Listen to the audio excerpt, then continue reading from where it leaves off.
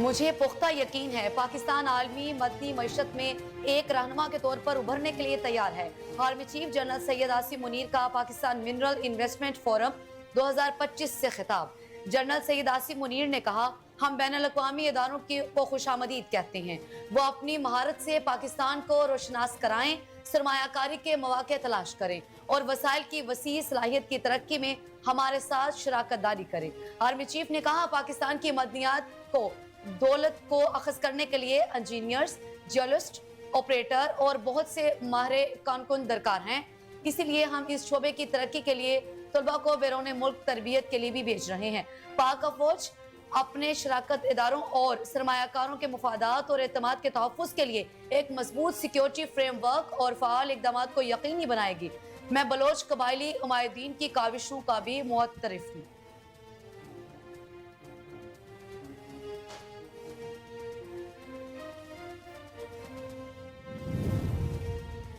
पाकिस्तान में खरबों डॉलर के मादनी ज़खायर हैं। पाकिस्तान मादनी वसाइल के इस्तेमाल से IMF को खैरबाद कह सकता है।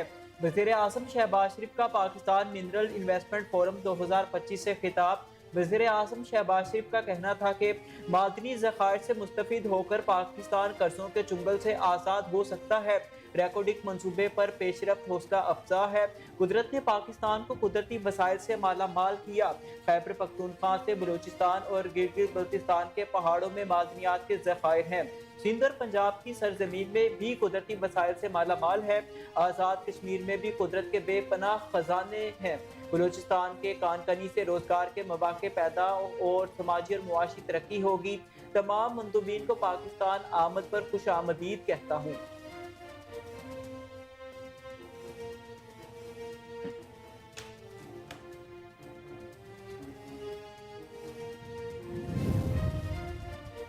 पाकिस्तान इक्तिसादी तरक्की के नए दौर में दाखिल हो रहा है। पायदार मुआशी इस्तेहकाम के लिए मदनी वसाइल से भरपूर इस्तेफादा करना होगा। पाकिस्तान मिनरल्स इन्वेस्टमेंट फोरम 2025 से खिताब करते हुए नायब वज़ीर आज़म इसहाक डार ने कहा, तमाम मुआशी इशारे मज़बूत हैं। आलमी इदारे भी पाकिस्तान की मुआशी तरक्की का एतराफ़ कर रहे हैं। पाकिस्तान में सोने और तांबे के बड़े ज़खायर मौजूद हैं। पाकिस्तान कुदरती वसाइल से माला माल है। मदनी वसाइल को बुरुए कार लाने के लिए ज़्यादा से ज़्यादा सरमायाकारी दरकार है। पाकिस्तान की आबादी का ज़्यादातर हिस्सा नौजवानों पर मुश्तमिल है। उन्होंने कहा कि उम्मीद है मिनरल्स इन्वेस्टमेंट फोरम से मदनियात के शोबे में सरमायाकारी की राह हमवार होगी।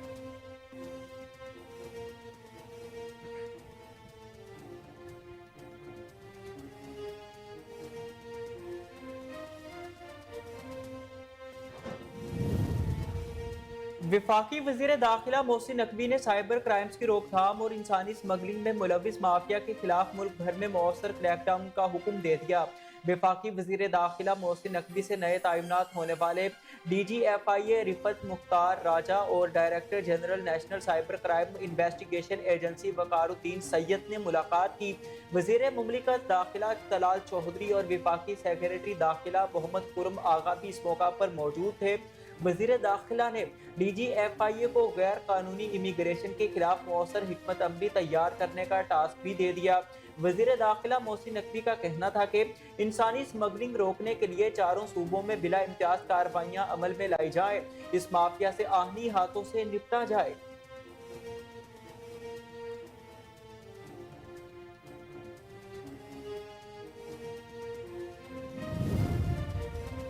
PTI मुल्क में आज भी साजिशें करती नजर आ रही है। वफाकी वजीर पार्लिमानी अमूर डॉक्टर तारिक फजल चौधरी का इस्लामाबाद में जलसे से खिताब। उन्होंने कहा कि बिजली कीमतों में कमी पर वजीर आजम और उनकी टीम को खिराज तहसीन पेश करते हैं। बिजली की कीमतों में कमी से आवाम को रिलीफ मिला है। हमें दहशतगर्दी जैसा बड़ा चैलेंज दरपेश है। एक जमात की तरफ से मुसलसल इंतशार की सियासत जारी है।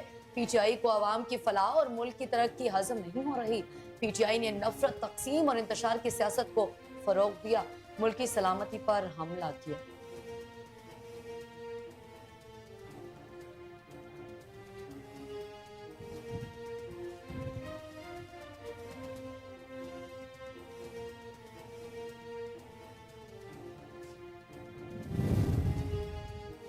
सुप्रीम कोर्ट के आईनी बेंच ने फौजी अदालतों में सिविलियंस के ट्रायल कलअदम करार देने के खिलाफ केस आइंदा 2 समातों पर मुकम्मल करने का इंदिया दे दिया। जस्टिस अमीनुद्दीन खान की सरबराही में 7 रुकनी आईनी बेंच ने फौजी अदालतों में सिविलियंस के ट्रायल का लदम करार देने के खिलाफ केस की समाअत की। दौरान समाअत जस्टिस जमाल खान मंदोखेल ने रिमार्क दिए कि एक साजिश जो अभी हुई ही नहीं, इस पर कानून का इतलाक कैसे होगा। वकील वजारत दिफा ने कहा कि आर्मी एक्ट साजिश करने पर भी निफाज होता है। जस्टिस मोहम्मद अली मजहर ने रिमार्क दिए कि ज़ाबिता फौजदारी में भी कत्ल और इक़दाम कत्ल की अलग अलग शिकें हैं। जस्टिस जमाल खान मंदोखेल ने कहा कि क्रिमिनल जस्टिस सिस्टम को आर्टिकल 175 की शिक 3 के तहत तहफ़्फ़ुज़ हासिल है। जस्टिस मसरत हलाली ने रिमार्क्स में कहा कि क्या आईनी तरमीम करके सिविलियन का मिलिट्री ट्रायल नहीं होना चाहिए था।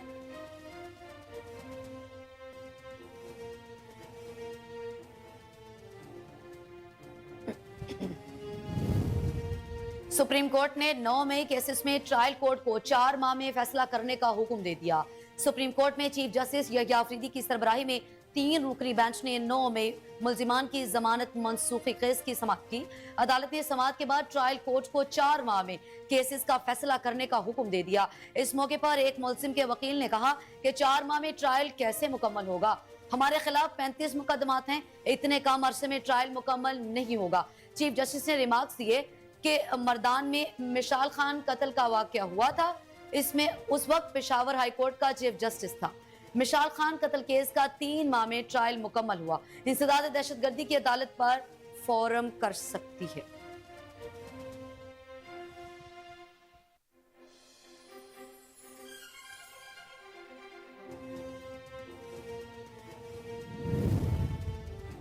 यतीम और बेसहारा बच्चों को SOS विलेजेस में महफूज छत मेयारी तालीम फराहम करना काबिल तहसीन है।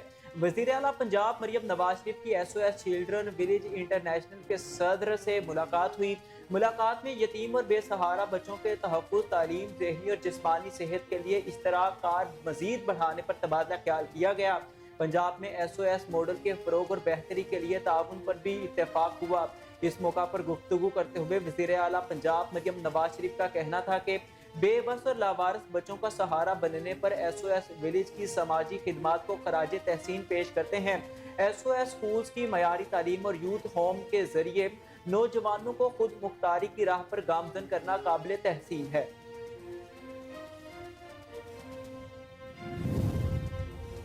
मुल्क में गैर कानूनी तौर पर मुकीम अफगान मुहाजिरीन की पाक अफगान सरहद चमन के रास्ते वतन वापसी का अमल जारी है।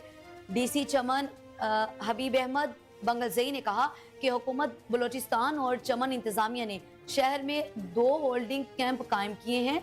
रजिस्ट्रेशन के अमल के बाद अफगान बाशिंदों को वापस अपने मुल्क भेजा जाएगा। 1 अप्रैल से अब तक मुल्क के मुख्तलिफ इलाकों से 2171 अफगान बाशिंदे चमन के रास्ते वापस अफगानिस्तान भेजे गए। होल्डिंग कैंप्स में तमाम सहूलियात फराहम कर दी गई हैं।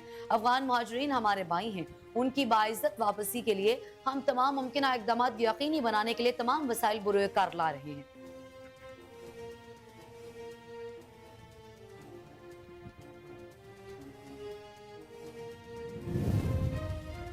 गुज़िश्ता रोज की रिकॉर्ड मंदी के बाद आज पाकिस्तान स्टॉक मार्केट में कारोबार के दौरान मुस्बत रुझान देखने में आया। कारोबारी हफ्ते के दूसरे रोज कारोबार के आगाज पर स्टॉक मार्केट में जबरदस्त तेजी देखी गई।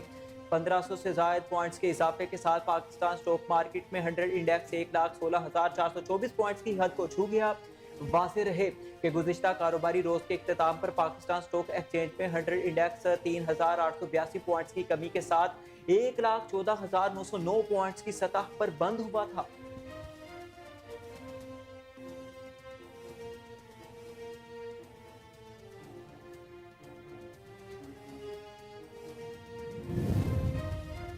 PDMA पंजाब ने रवां माह दर्जा हरारत में इजाफे और बारिशों का अलर्ट जारी कर दिया। तर्जमान PDMA का कहना है कि आज से 11 अप्रैल तक पंजाब के बेशतर अजला में गर्दलूद हवाएं और गरज चमक के साथ बारिश हो सकती है। PDMA के मुताबिक लाहौर, कसूर, सियालकोट, नारवाल, ओकाड़ा, फैसलाबाद, टोबा टेक्सिंग, जंग, खुशाब, सरगोदा और मियांवाली में आंधी और बारिशों के इम्कानात हैं।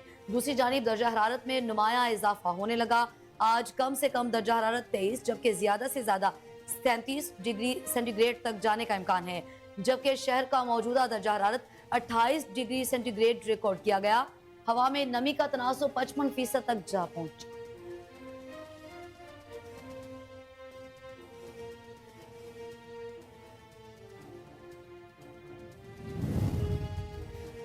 अमेरिका और चीन के दरमियान तजारती जंग में शिद्दत का खदशा पैदा हो गया। चीन ने अमेरिकी सदर डोनाल्ड ट्रंप की मजीद टैरिफ की धमकी पर सख्त रद्द-ए-अमल दे दिया। अमेरिका में चीनी सफीर ने कहा कि चीन अमेरिकी सदर के आगे सर तस्लीम खम नहीं करेगा। ट्रंप की चीनी मसनूआत पर इजाफी 50% टैरिफ की धमकी का चीन पर कोई असर नहीं पड़ेगा। चीन अमेरिकी धमकियों और प्रेशर से दबाव में नहीं आएगा। इलावा अजीज तर्जुमान चीनी वजारत तिजारत ने कहा कि अमेरिका अपनी जिद पर कायम रहा तो चीन आखिर तक लड़ेगा। अमेरिका के इस तरह के इकदाम कभी कबूल नहीं करेंगे। चीनी तर्जुमान ने कहा कि ट्रंप की धमकी ने अमेरिका के ब्लैकमेलिंग रवैये को एक बार फिर बेनकाब कर दिया। अमेरिका टैरिफ बढ़ाता रहा तो चीन अपने हुकूक और मफादात के तहफ़्फ़ुज़ के लिए सख्त जवाबी इकदाम करेगा।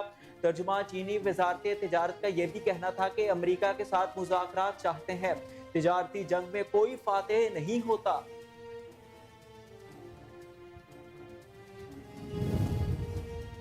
अमेरिका से मुज़ाकरात सदारती नहीं, वजारत खारजा की सतह पर होंगे। ईरान ने अमेरिकी सदर डोनाल्ड ट्रंप के बराह रास्त मुज़ाकरात के दावे की तरदीद की है। ईरानी वज़ीर खारजा अब्बास अराक़ची का कहना है कि ईरान के अमेरिका से बातचीत में जल्दी नहीं, गेंद अमेरिका के कोर्ट में है। ईरानी तजवीज़ का जवाब अमेरिका ने देना है। दोस्त इस्लामी मुल्क की तजवीज़ पर बातचीत हो सकती है।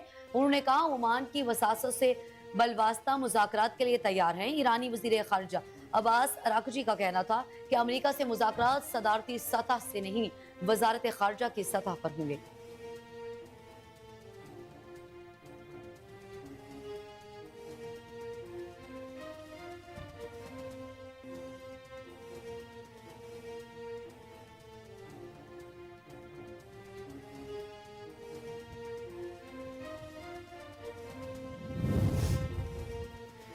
दौरा न्यूजीलैंड में मायूस कुन कारकर्दगी और शिकस्त के बाद कौमी क्रिकेट टीम वतन वापस पहुंच गई। वतन वापस आने वाले खिलाड़ियों में सलमान अली आगा, फहीम अशरफ और इमामुल हक शामिल हैं, जो न्यूजीलैंड से बरास्ता दुबई लाहौर पहुंचे। ग्रीन शर्ट्स की खामियों को दूर करने के लिए साथ जाने वाले कोच आकिब जावेद, मोहम्मद यूसुफ, अजहर महमूद भी पाकिस्तान पहुंच गए। न्यूजीलैंड का दौरा कौमी क्रिकेट टीम के लिए एक डरावना ख्वाब साबित हुआ। पाकिस्तान को 5 T20 मैचेस की सीरीज में 4-1 से शिकस्त हुई थी।